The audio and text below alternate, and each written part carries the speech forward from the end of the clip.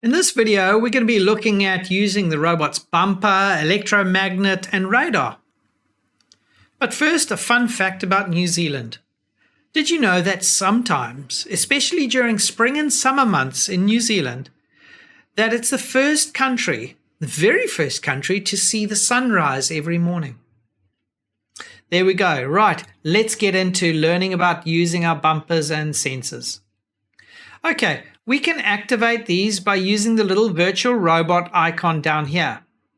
You can see Sentry mode, which is the radar, Picasso mode, which gives us ability to paint, electromagnet, which gives us the ability to pick up objects, and bumper, which gives us kind of an extra type of sensing method.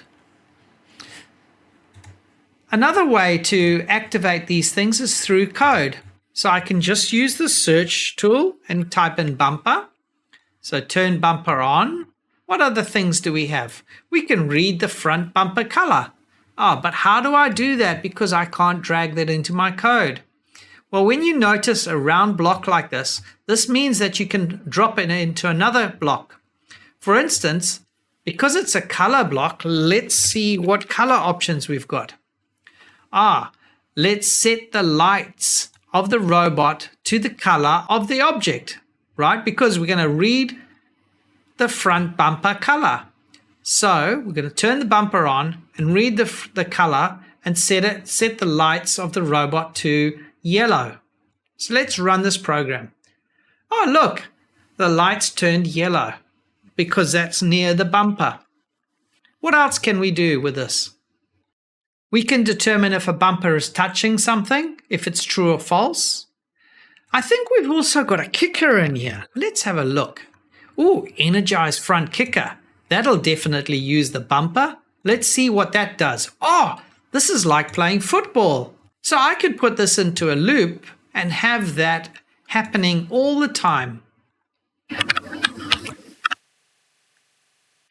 Right, so that's enough of the bumper. What else have we got here? We've got the electromagnet. Let's turn it on using code.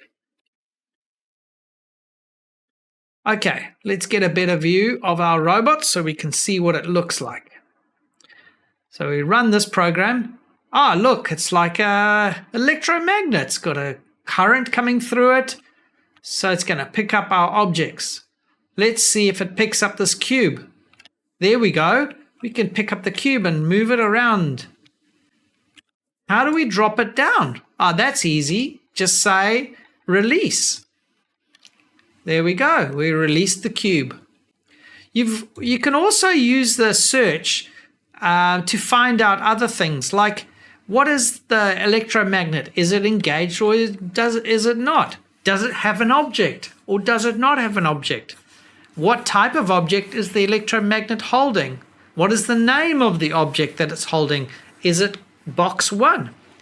So if you want to find out what the names of objects are, just click this little hat icon and you can see here we've got push crate. So use the names in your code to determine if you've got something or you're looking for something.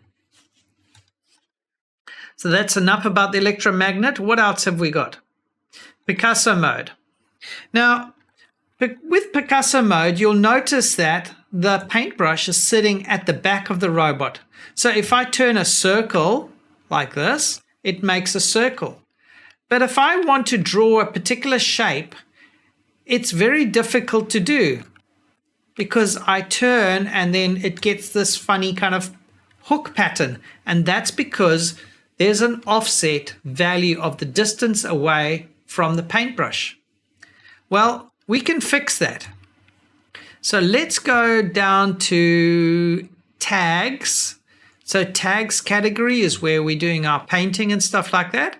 So what we can do is we can say Picasso pen centered on robot true. Let's run that program and you can see now that the paintbrush is much bigger and it's inside.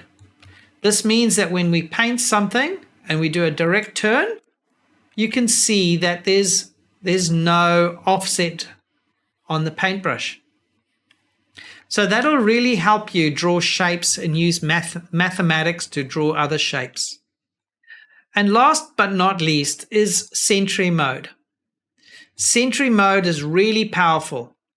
Sentry mode allows you to find objects and see what it is. But what I suggest you do is check out some of the other videos about sensors and using sensing blocks to see how you can maximize the use of them. Well, that's it for now. And until next time, see you later.